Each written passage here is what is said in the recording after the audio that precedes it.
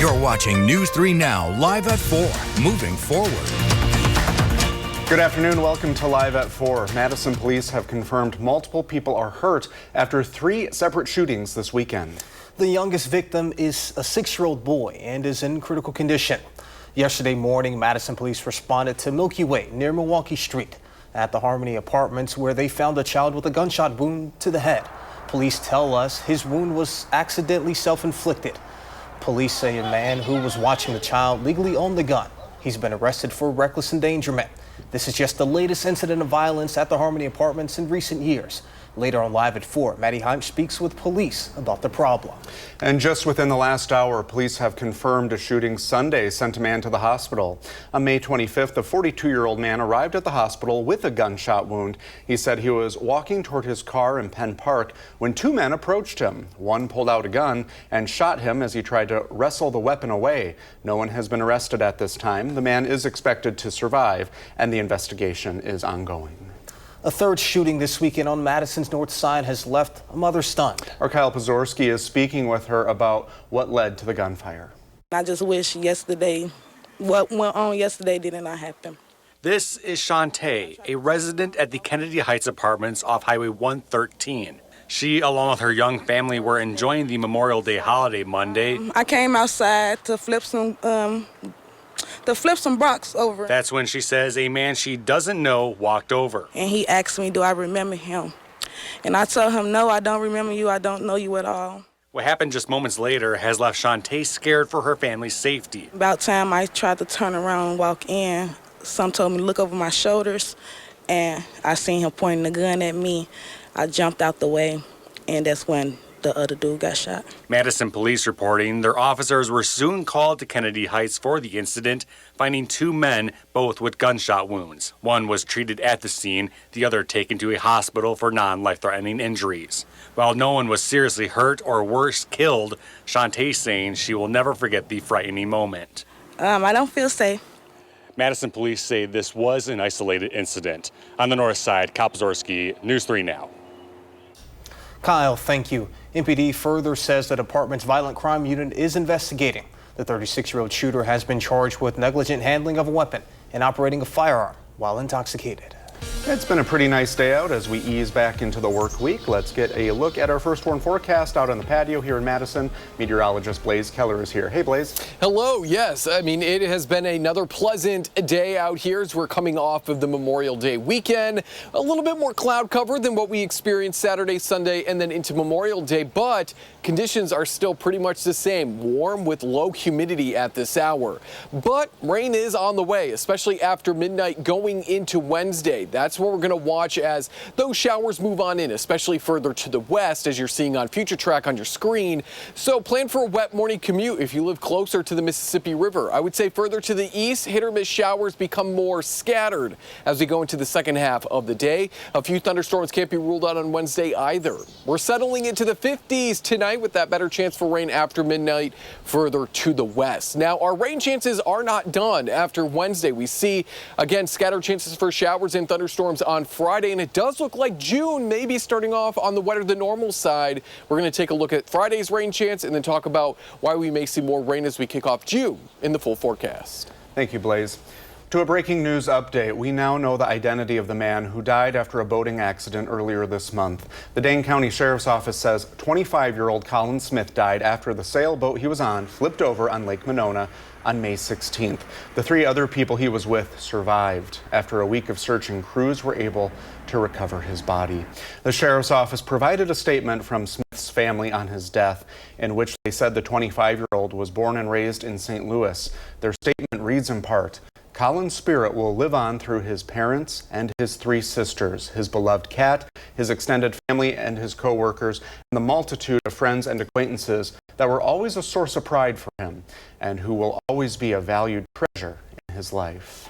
To another top story today. Right now, nearly 1,000 nurses who work at Meritor are striking. SEIU and Meritor management failed to come to an agreement in their last negotiations. Meritor claims the union rejected a proposal to meet more negotiations yesterday, something SEIU denies. Striking nurses say Meritor's proposals inadequately address their concerns about staffing, safety, and burnout. Later on Live at 4, I'll be able to speak with picketers about what they want in the next round of negotiations on May 29th. And News 3 Now has been following this story closely. You can find all of our coverage on the negotiations and the strike online right now at channel3000.com. You can receive updates directly to your phone with the free Channel 3000 mobile app. In Milwaukee, the trial of the man accused of killing 19-year-old Sade Robinson is underway. Jury selection started today for Maxwell Anderson's case. He's charged with homicide, mutilating a corpse, and arson. Prosecutors say Anderson killed Robinson in April of last year and then scattered her remains throughout Milwaukee County. Both Anderson's and Robinson's families attended the first day of court. They did not interact with each other. DoorDash drivers and other app-based delivery workers are testifying at the state assembly for better benefits this afternoon. Our Meryl Hubbard brings us to the Wisconsin State Capitol to learn more. DoorDash drivers are classified as independent workers, which means they don't typically receive the same benefits as traditional employees. But with Assembly Bill 269, Dashers in Wisconsin hope to change that. To date, we don't have those health care benefits and future benefits like 401k. And so being able to have those benefits would be huge for us. Malachi Krajewski from Ripon, Wisconsin, has been driving for DoorDash for the past year, and she's testifying in support of Assembly Bill 269, which would allow transportation network companies and delivery network companies to offer certain incentives and benefits for their drivers. For Malachi, driving for DoorDash gives her the flexibility and income to take care of her 12-year-old son who has diabetes. He is my #1 priority, so being able to have the flexibility of DoorDash is huge for us because it gives me the opportunity to take off when he needs it. The Wisconsin ALF-CIO, representing union members in the state, opposes the bill, citing that it does not guarantee fair wages, flexibility, or benefits for temporary or freelance workers. Reporting at the Wisconsin State Capitol, Meryl Hubbard, News 3 Now. Meryl, thank you. State legislators will vote on the bill at a later date. A controversial event will return to Madison this summer. The 15th World Naked Bike Ride is set for June 21st. The event came under fire from lawmakers in 2023 after a 10-year-old girl reportedly participated. A state assembly committee approved a pair of bills that year barring minors from the event and making it a crime to intentionally expose oneself. Those measures never became law. 98% of Madisonians live within a 10-minute walk of a park. That's according to Trust for Public Land, a national nonprofit. Our Ellie LaLiberte shows us how Madison parks compare to cities all across the U.S. Madison ranks 19th in the country for best parks. That's according to the Trust for Public Land's annual evaluation that looks at things like park space, accessibility, investment, and equity. And although Madison ranks really well, it also finds that it still has some work to do. According to the evaluation, residents in low-income neighborhoods have 55% less park space per person compared to an average Madison neighborhood. It also found that in neighborhoods with a majority of people of color, there is 21% less park space per person compared to a majority white neighborhood. The Madison Parks interim superintendent says this data helps the city identify needs and address them. Where we do know that we have deficiencies in parkland, we're working very actively to pursue whether it's strategic partnerships in expanding access to public land or acquisitions where appropriate, to really try to address some of those needs. Now, Madison is also just slightly behind the national average for park investment. Tonight at 5, hear how the park system is hoping to change that. Reporting in Madison, Ellie LaLiberte, News 3 Now. Ellie, thank you. The city also has a 5-year parks plan that specifically addresses some of those deficiencies. It's expected to be finalized this summer. Next on Live at 4, what we know about a car ramming attack at a soccer celebration in Liverpool. Plus, why your teen may have a harder time finding a summer job this year.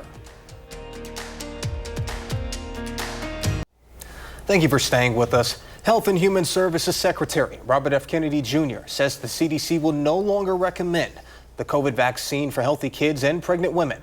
It marks a major shift in U.S. health policy. Since the pandemic, U.S. health officials have been following recommendations from infectious disease experts and recommending annual COVID boosters for all Americans aged 6 months or older.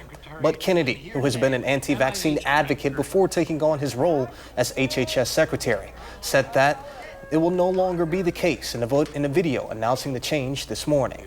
We're now one step closer to realizing President Trump's promise to make America healthy again. Next month, the CDC advisory panel will meet to make recommendations about the shots that are supposed to be available this fall. The panel could end up suggesting shots for high-risk groups, but giving lower-risk people the choice to get vaccinated.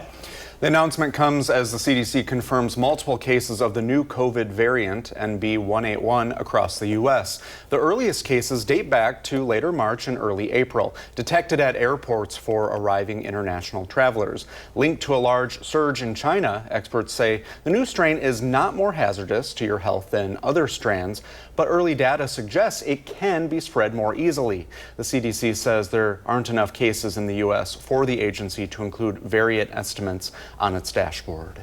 NPR is suing President Trump and administration officials over an executive order that seeks to cut its federal funding. The Trump administration alleges NPR supports a particular party with taxpayer money and that the order does not break the law. NPR says the order is textbook retaliation and discriminates based on viewpoint, a violation of the First Amendment. The lawsuit filed today states in part the order aims to punish NPR for the content of news and other programming the president dislikes and chill the free exercise of First Amendment rights by NPR and individual public radio stations across the country. President Trump is considering new sanctions on Russia after the country launched its largest aerial assault on Ukraine yet. The president took to his social media to criticize Moscow, saying Russian President Vladimir Putin is playing with fire. Last week, the president had a call with Putin in which the Russian leader committed to drafting and sending a ceasefire plan. The U.S. has yet to receive that plan, infuriating the president. A controversial new U.S. and Israel-backed aid group is operating in Gaza. Video shows people in Gaza racing to get to the food. The chaotic scene showing the desperation of Gazans after a nearly 3-month blockade. Thousands could be seen rushing to the site, tearing down fencing and climbing over barriers meant to control crowd flow. The Gaza Humanitarian Foundation is operating in the enclave despite objections from the United Nations. We have been watching the video coming out of Gaza around one of the distribution points set up by the Gaza Humanitarian Foundation, and frankly, these images are heartbreaking to say the least. This as the U.S. urges Hamas to accept a deal with Israel for a temporary ceasefire. We're learning more about an attack during a parade in northwest England celebrating Liverpool soccer team. Police say dozens of people, including children, are hurt after a 53-year-old white British man plowed his car into the crowd. Police believe the man acted alone and that this is not an incident of terrorism. Still, they don't know why the man drove into the crowd. The White House will direct federal agencies to end all government contracts with Harvard University. Those contracts are worth about $100 million. The directive also calls for the government to find new vendors so that federal funds can be redirected to them. Over the weekend, the president posted online saying he's considering taking $3 billion worth of grant money from Harvard and sending it to trade schools. It's not clear how the administration would be able to do that. Well, if your teenager hasn't been able to land a summer job yet, you should know they're not alone. This summer, teens will see the lowest number of summer jobs added since 2010, and that's combined with more demand for those summer roles. Some businesses may hold off on summer hiring due to tariff whiplash, as the chance for higher costs of goods remain a concern for employers in areas like travel and tourism. Starting tomorrow, people who book flights with Southwest will be charged for checked luggage. One piece will cost $35. A second suitcase is $45. Southwest passengers didn't pay for 2 checked bags last year, but the Department of Transportation says the airline still earned $83 million in baggage fees due to heavy packers, and there are some exceptions. A-list tier flyers and business fare passengers will not have to pay for checked luggage. Now, the good news is you can just go outside for free and enjoy this weather that we've been having. Here's meteorologist Blaze Keller.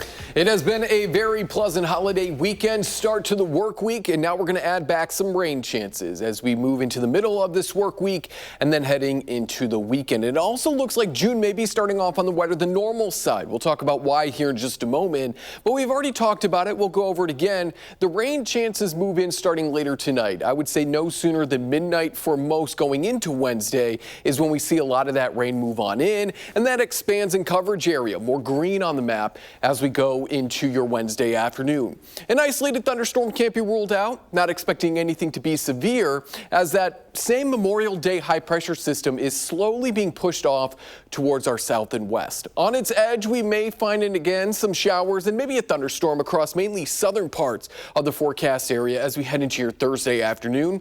We're also getting to that point in the year where an afternoon shower or thunderstorm can't be ruled out. Friday's rain chance, though, comes along a cold front, which is going to primarily impact more of New England. But as that cold front extends back into the Midwest along it, we may see a line of showers and thunderstorms. Again, not anticipating any severe weather out of this, just that beneficial shower activity, as we still need quite a decent amount of rain, especially across northern Wisconsin, and where we do find that moderate drought still persisting from Grant County all the way back east into Lake Michigan. But these showers and a few thunderstorms will wrap up as we go overnight into Saturday. We're looking at about a quarter to 3/4 of an inch of rain for most of us over the next couple of days, where we get hit by rain or thunderstorms a couple of times. Wednesday, then again maybe Thursday, and certainly into Friday. That's where we could pick up closer to that inch, maybe an inch and a quarter as we go into the end of the work week. So why are we adding back rain chances? Well, that Memorial Day high pressure system was acting like a big weather bubble. This force field around it pushed a lot of that warm, moist Gulf air either to our west and into Canada, or kept it well to our south. But now that that high pressure system is beginning to weaken and push off towards the east, now that Gulf moisture can move its way through the plains into parts of the Midwest. So over the next 6 to 10 days and even beyond that, the next 8 to 14 days, we have a medium chance to pick up some heavy rain as we go into the June 4th through June 10th time frame. So it does look like now that that high pressure system has been pushing off to our east, or weakening at the very least, we're going to be able to add back more of those rain chances. Additionally, we're going to add back some warmer temperatures as well. 60s tomorrow, 70s starting Thursday, 80s as soon as maybe Sunday, for sure by next Monday.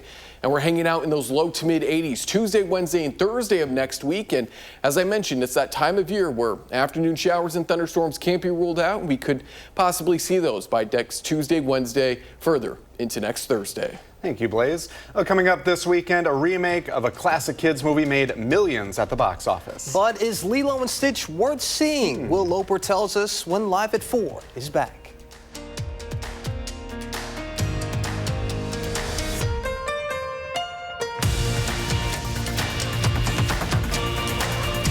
When it comes to a new mission, audiences are choosing to accept it. And Tom Cruise returns to the box office on the new Mission Impossible. And a Disney cartoon favorite gets a real-life update. Will Loper shows us in the Loper Report.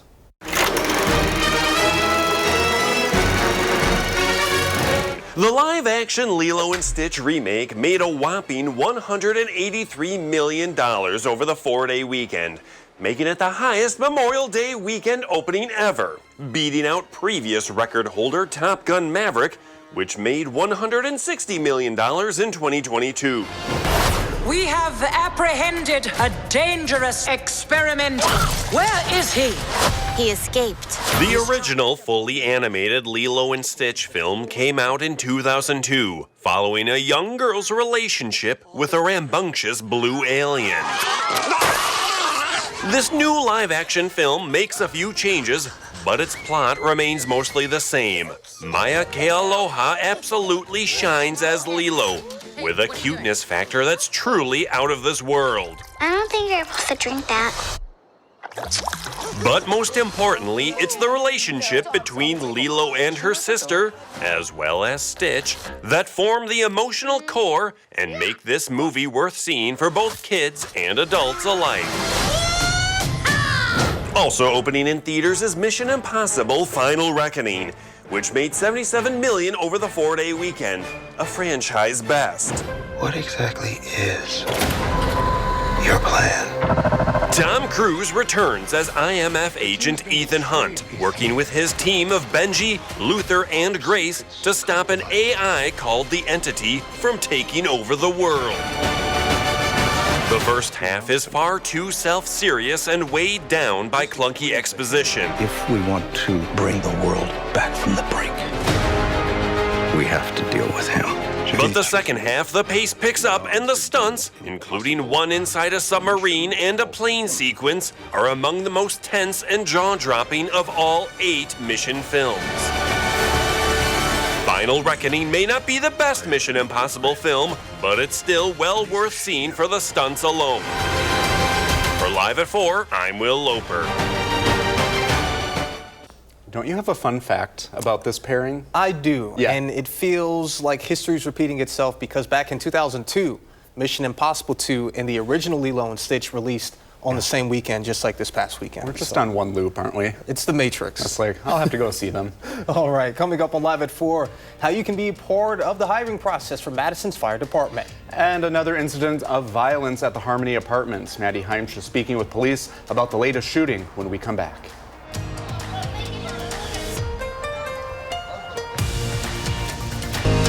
You're watching News 3 Now, live at 4, moving forward. And here's a look outside. The birds are chirping. All is well for now on this Tuesday. Yeah, absolutely. That looks kind of Lord of the Rings-esque. Sorry for my nerdiness for those at home. But the weather words are rainy Wednesday ahead. We're going to get a look at our first one forecast with meteorologist Blaze Keller. Blaze, how long is this going to last? The rain chances will last through at least Friday of this week. Wednesday's rain is pretty much going to be all day. That begins mainly after midnight. So as we're planning out our evening, know that we're going to become more cloudy as we go throughout the rest of Tuesday. Overnight will stay cloudy with that chance for rain, especially further to the west, picking up after midnight. And that's going to continue to expand across central and southern Wisconsin as we go throughout the rest of your Wednesday as well. Future tracks showing that mainly out west to start off your Wednesday, and then that's going to continue to expand as we go throughout the day. Looking at about 1/4 to 3/4 of an inch of rain. Scattered thunderstorm can't be ruled out, but we're not anticipating any severe weather on Wednesday or even on Friday with another chance for showers and thunderstorms. A little bit cooler than where we should be for this time of year, about 10 degrees cooler as we sit in the low 60s. Some of us further to the east, not even getting into or out of, I should say, the upper 50s. But warmer temperatures, they are on the way. Now that we've unofficially kicked off summer, it's got to start feeling like summer. And the warmer temperatures, 80s, they're on the way. We'll talk about when they arrive and how long we stay warmer than average in the full forecast. Thank you, Blaze. Well, people who live at the Harmony Apartments on Madison's east side are dealing with another incident of gun violence after a shooting on Memorial Day. It's the most recent issue at the apartment complex, which has been plagued by gun violence and poor living conditions since it's opened. In July of 2023, a shooting at Harmony killed 20-year-old Devin Grant. Steps away from his mother's front door, he was just a week shy of his 21st birthday. And 3 months later, 15-year-old Kaisha Miller died in a shooting mere feet from where Grant was killed. 3 other teenagers got hurt as well. Then in March of this year, a shooting sent one person to the hospital. Police say it happened inside the apartments. And that brings us to this week when police responded to an incident on Milky Way and Milwaukee Street to find a 6-year-old with a gunshot wound. Our Maddie Heimsch brings us the condition of that child and what police know so far about what led to the incident. That 6-year-old is in the hospital in critical condition, and an adult is arrested on gun-related charges following those shots fired Monday morning. The charges: second-degree recklessly endangering safety, neglect causing great bodily harm, and injury by negligent handling of a dangerous weapon. The man facing those charges was watching the children in the apartment at the time and legally owned the gun used by the 6-year-old. The man is now booked in the Dane County Jail. Madison Police Department Assistant Chief Angie Kamaski says the gun was not properly secured. The child was able to obtain a gun that was in a holster but had been unsecured in the apartment and within reach of the child. So that child obtained the gun and unfortunately shot themselves with it. Kamaski says there were 2 other children in the apartment at the time. Police say they've been consistent with weekly programming for families at the Harmony and routine check-ins with property management. Reporting on Madison's east side, I'm Maddie Heimsch, News 3 Now. Thank you, Maddie. Hundreds of nurses at Unity Point Health Meriter walked off the job this morning after their union and the hospital had multiple bargaining sessions fall through. And this morning, I attended the press conference held by the union after the strike had started. Take a look. The union representing the nurses of Unity Point Health Meriter started their strike Tuesday morning after several failed bargaining sessions with the hospital. Who will fight for our patients? Who will? We will! Who will? We will! About 1,000 nurses walked off the job at Meriter Hospital today. Their union and the hospital are still at odds after a last-minute meeting never happened. Nurses say the hospital's latest offer doesn't address their concerns about staffing, safety, or burnout. There's more than one union hospital in Madison, but there are very few.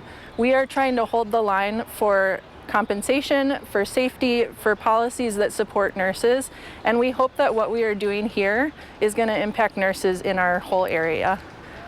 So that's a big part of what we're fighting for, is to support nurses at other hospitals. A bargaining session is scheduled for Thursday. If the two parties cannot reach an agreement, the strike will continue through Saturday evening. For now, reporting in Madison, Jalen Banks, News 3 Now. We'll have more from the presser tonight at 6, and the hospital says they have hired travel nurses for the time being to keep the hospital operational. To Wall Street now, stocks rallied after news this weekend. The president was delaying tariffs on the European Union. The Dow was up 741 points. The Nasdaq is up 462 points. The S&P 500 is up 119 points. The Madison Fire Department is preparing to hire the next class of firefighters and EMT recruits and wants your help. You can join the community panel to assist with interviewing candidates and providing feedback to hiring authorities. The city says the application process is rigorous and meant to identify only the best the Madison and the community has to serve. Interviews will take place Tuesday, July 8th through Thursday, July 10th at Madison College's Protective Services Education Center. You'll need to be able to commit to helping for the full day. Food and refreshments will be provided. To sign up, email Division Chief Paul Ripp by Friday, June the 6th. A flight from Minneapolis to Madison was delayed about an hour to get rid of some hitchhikers. No one gets on without a ticket, and that includes some birds. Armand Rahman has more from a passenger that saw it all happen. When you're sitting in the plane on the runway and your flight gets delayed, it can be easy to feel a little pigeonholed. But for some passengers headed to Madison over the Memorial Day weekend, that happened quite literally. As chaotic as this looks, this was the climax of the crazy story that was Tom Caw's flight from Minneapolis to Madison Saturday night. Just half an hour before, they were on the runway when I overheard a passenger say, "I think there's a pigeon on the plane." So they try to catch it, head back to the gate, and a baggage handler escorts the stowaway off. Then they're once again about to take off. And someone said, "There's another pigeon on the plane." That's when Tom pulled out his phone and recorded the passengers trying to detain the second pigeon while they circled back to the gate again. When we finally refueled to pull away again, the flight attendant came on and said, "Attention all passengers, would you please check under your seats and in your carry-on bags to see if there are any other birds on this plane?" And everyone laughed. But then she said, "Okay, it's funny, but seriously." The less than 1 hour flight was delayed about an hour getting to Dane County Regional Airport. Reporting in Madison, Armand Rahman, News 3 Now. Armand, thank you. I have no puns to go along with that, but a Delta Airlines statement says that it appreciates the careful actions of the people and our customers to safely remove the two birds from the aircraft prior to the departure, and we apologize to our customers for the delay in their travel. Remember that movie Snakes on a Plane? Yes. I'll take pigeons on a plane anytime over that. I'm with you on that one for sure. Well, still ahead, a new report says only 1/4 of all sunscreen products on the shelves are actually safe and effective. Dr. Jeff Potoff tells us how and tells you if the product that you've chosen is the right one for your family. We'll be right back.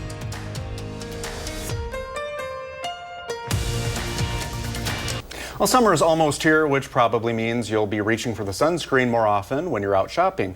But new information reveals only about 1/4 of sunscreens on the shelves are effective and safe. And a rise in cancer deaths in the U.S. is linked to alcohol consumption. Joining us now to talk about the day's top health headlines, UW Health's Chief Quality Officer, Dr. Jeff Potoff. Thank you for joining us. Hey, good to be here with you guys. Yeah. So about this sunscreen, first of all, it looks like you got a little color in your face. But what do people need to know when they're out buying some sunscreen for the summer? Well, I think, there's basically two kinds of sunscreens, or the way they work. There's chemical sunscreens, which basically absorb in the skin, and then when the UV light hits it, turns it into heat energy, doesn't damage you, doesn't cause skin cancer. The other kind are these mineral sunscreens, like titanium dioxide, zinc dioxide.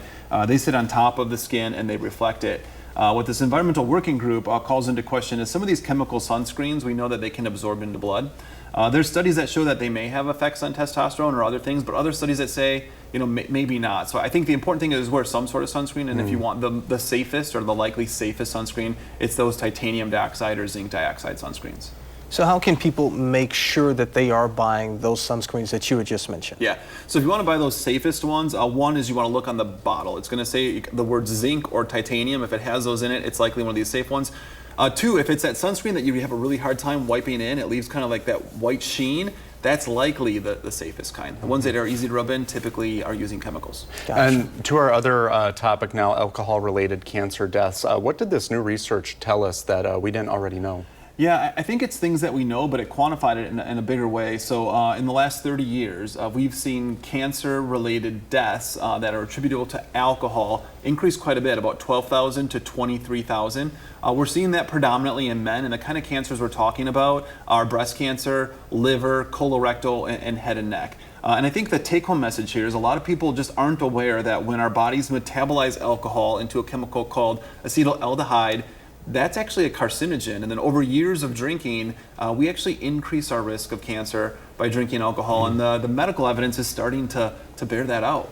And what are some guidelines that people should follow when it comes to alcohol consumption?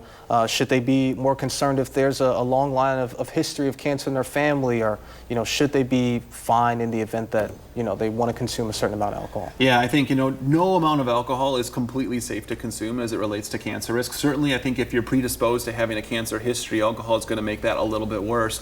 But I think like a lot of things, everything in moderation. I don't know that we have to have a complete prohibition against alcohol, but knowing what you're getting yourself into, especially if you're a more frequent or heavier binge drinker, those are good things to keep in the back of your mind. I remember a lot of people, when we kind of started talking about this, people who said, but wait, what about my glass of wine a day? That's supposed to be good for my heart. A lot of people were kind of surprised by this. Yeah, and I think that's where there was old, studies that showed that maybe red wine had like this heart benefit, and people kind of held that true for years.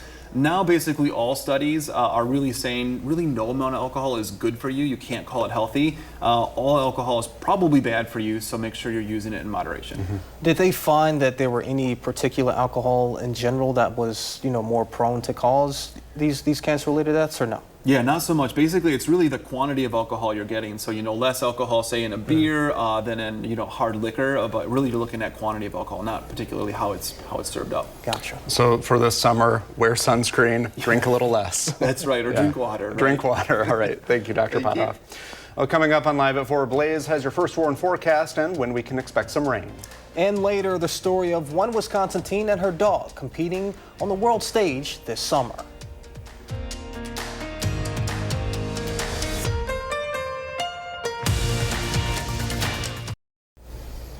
We're taking a live look at Eugene, Oregon, or Oregon as Blaze Kellers would like to say, and it's 75 and partly cloudy. How soon will we be getting that, Blaze? We're going to be sitting underneath more sunshine and warmer temperatures as we head into the second half of this week, and especially into next week. We're going to really watch as that warmer air that's been riding up the Rockies and pushed into Canada finally moves into the Midwest. Tonight, some rain, mainly after midnight. That's going to continue to remain scattered with a few thunderstorms as we head into Wednesday. Thursday, we dry out just briefly as a high-pressure system is moving on out of Canada, south and west, back into the plains. So there's our rain chance. Wednesday, we're looking at about 1/4 to 3/4 of an inch of rain. Thursday, the best chance is going to be further to the south. And then Friday, a cold front moving through parts of the Midwest and New England is going to spark a line of showers and thunderstorms as we look to end Friday, go overnight into Saturday. Can we expect any severe weather out of that line of storms? We're not anticipating any. We just don't really have the environment necessary for any severe weather over these next couple of days, which is some good news as we just get the beneficial rain. As I mentioned, 1/4 to about 3/4 of an inch for most. If you get hit by rain Wednesday and then again on Friday, you may pick up closer to that inch, maybe 1.5 inches of rain by the time we go into the weekend. Northern Wisconsin needs it. We've seen some great improvements with the rain deficit or the lack of rain across central parts of the state. In fact, a lot of us actually have a surplus. And then across southern parts of Wisconsin, we're still looking at about 1 inch or so of necessary rain. So this is some great news. We're going to get the rain and not the severe weather. As we start to watch this high pressure system that kept us quiet and very comfortable over Memorial Day weekend and move off towards the east, we're opening up the Gulf, which essentially means all of that warm, moist air moves northwards, because previously, these past couple of days, it's been cut off from moving into the Midwest. So we're sitting underneath a 60 to 70% chance of being warmer than average as we kick off June, and we still look to be slightly warmer than average as we go into about the 4th through the 10th time frame, because we're not closing off the Gulf anymore. That also increases our chances for showers and thunderstorms over that same time frame as well. Other than Wednesday and Thursday, all of our forecast highs here at News 3 Now are above average by a couple of degrees, and then as we slide into those 80s, we'll get closer to about 10 or so degrees warmer than where we should be for this time of year.